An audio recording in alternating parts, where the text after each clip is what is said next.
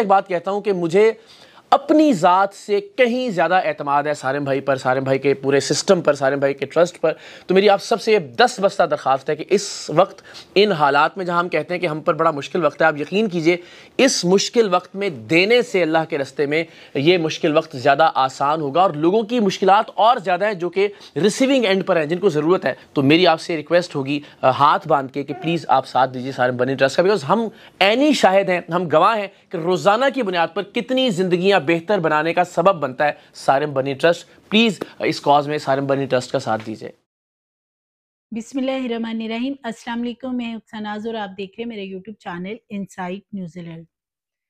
सारिम बनी international trust जिसका case इस वक्त अदालत में चल रहा है, मुख्तलिफ हेयरिंग्स वगैरह भी हो रही हैं, लेकिन सारिम बनी ट्रस्ट की तरफ से अभी तक इतने दिन गुजर गए हैं, एक भी कोई सबूत जमा नहीं करवाया गया जो कि हलफनामे की सूरत में हो, एफिडेविट की सूरत में हो, या फिर सारिम बनी के हवाले से कुछ ऐसे शवाहिद या एविडेंस जो हैं वो एफआईए के हवाले किए जाएं कि उन्होंने कोई भी फेक काम नहीं किया और उनकी ज़मानत जो है उसके लिए कुछ ना कुछ किया जाए। क्योंकि जब ये केस स्टार्ट हुआ था, सारिम बनी को कराची एयरपोर्ट से अरेस्ट किया गया था, तो फौरी तौर पे जो इनकी वुकला टीम थी, उन्होंने दरख्वास्त तैयार की कि ज़मानत जो है वो फौरी तौर पे ले लेंगे, लेकिन ज़मानत इनको इतनी जल्दी मिलती हुई नज़र नहीं आ रही थी। और दूसरा,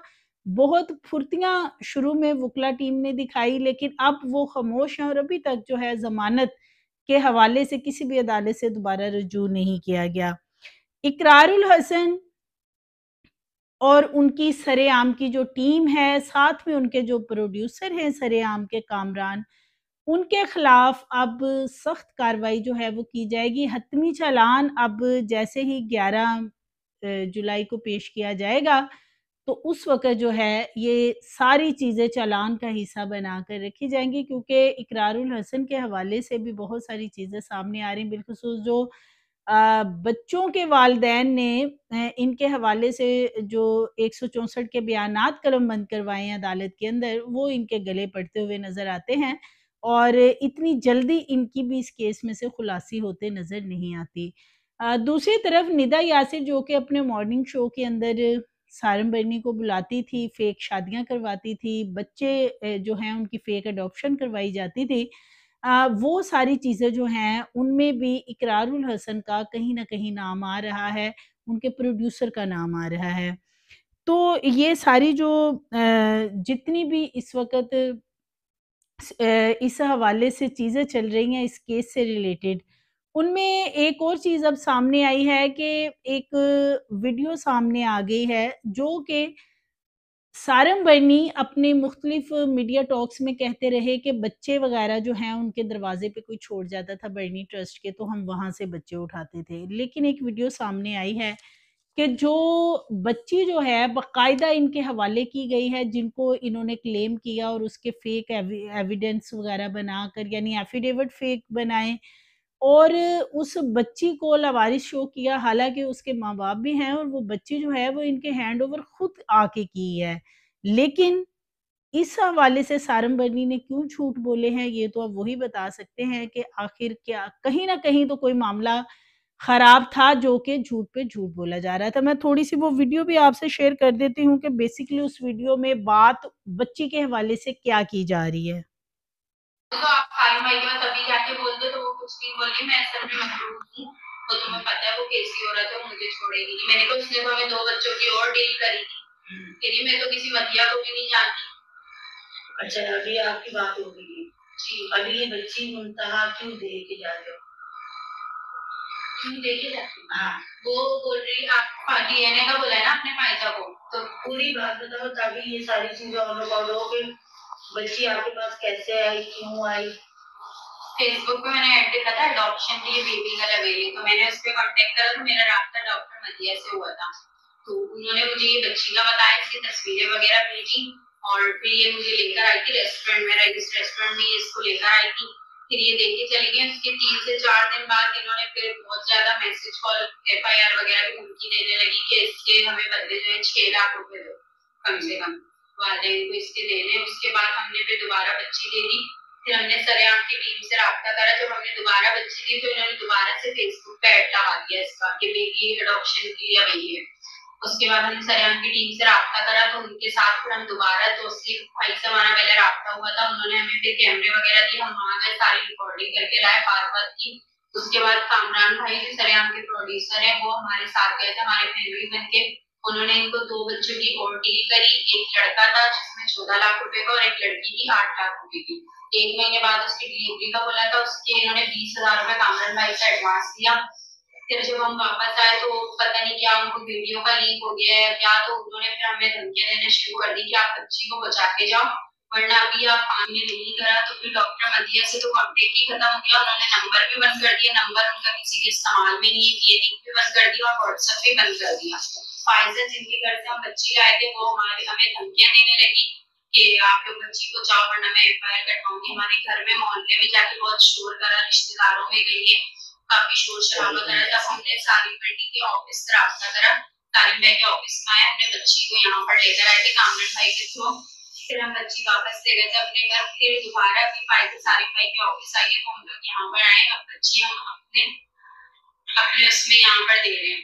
नहीं सही बात जी। तो नाज़रीन ये वीडियो जो है ये सारम बर्नी ट्रस्ट की है और ये बेसिकली ये वो हमेरा जो ख़तून है वो बातचीत कर रही हैं और बच्चे का 14 लाख बच्चे की बोली लगाई जा रही है, 8 लाख बच्ची की बोली लगाई जा रही है। यानी ये इस ट्रस्ट की सूरत हाल है। और जो झूठ बोला जाता था कि बच्चे लोग जो हैं वो कोई ना कोई इनके दरवाजे पे छोड़ जाता है, वो सबसे बड़ा झूठ है जो कि इस वीडियो में सुना जा सकता है क्योंकि ये सारम बर्नी ट्रस्ट के अंदर की वीडियो है।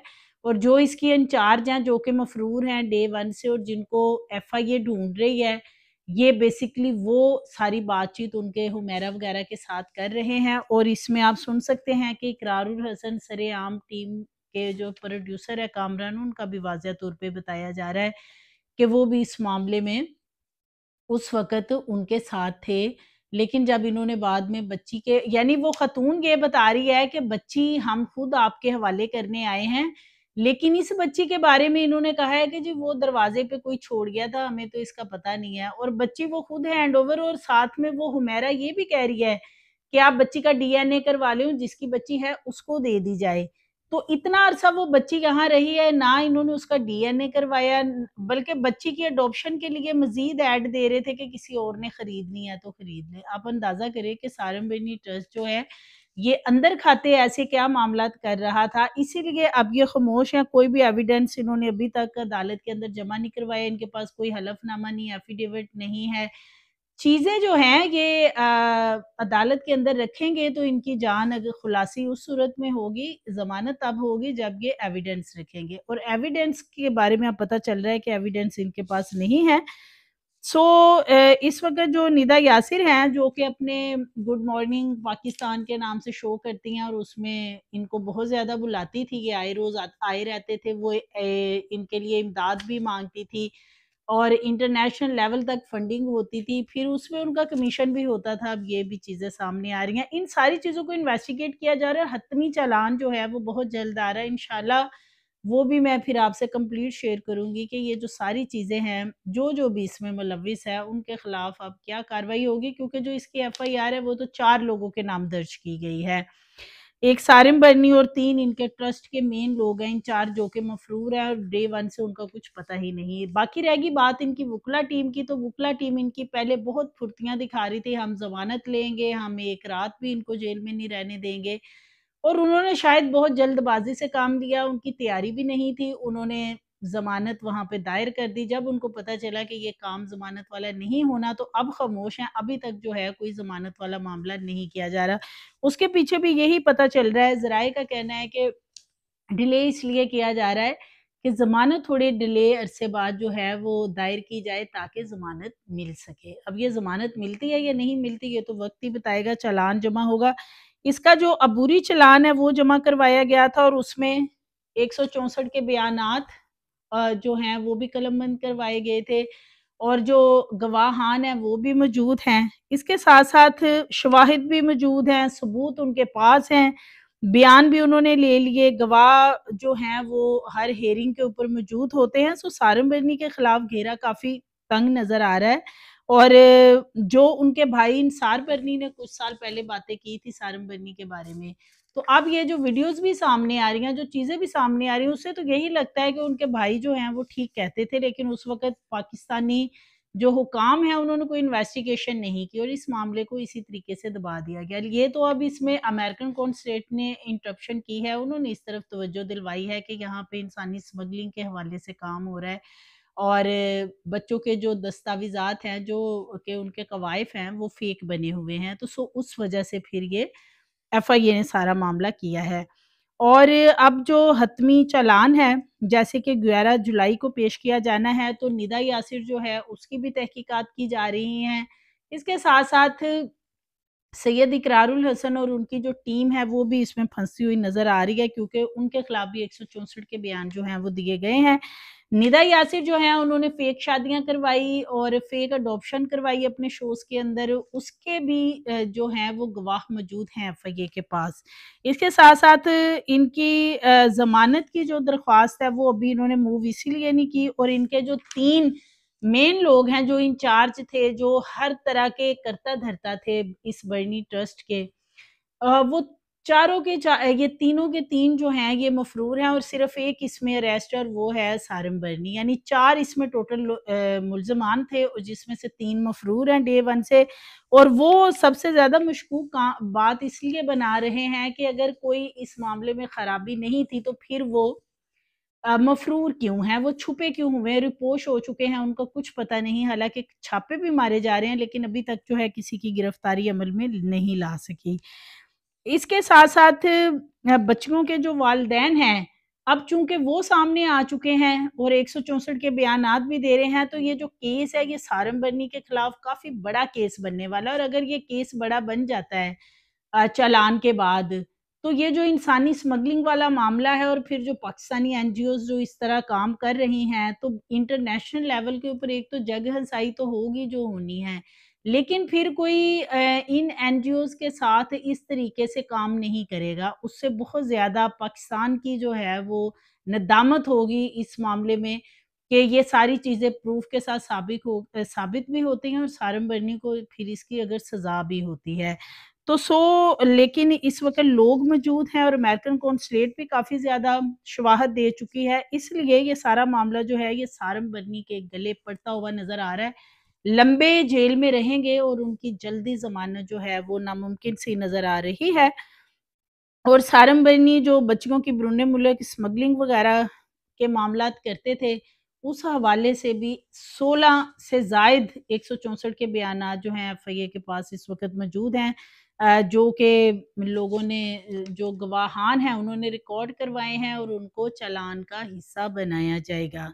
इसके साथ-साथ जो सारम बरनी की अहलिया हैं आलिया बरनी, उनको भी इस केस में आगे चलकर जो है वो किसी न किसी तरीके से इन्वॉल्व किया जाएगा और उनको भी इसमें कहा यह जा रहा है कि वो भी इन तमाम मामलात में इनके साथ थीं।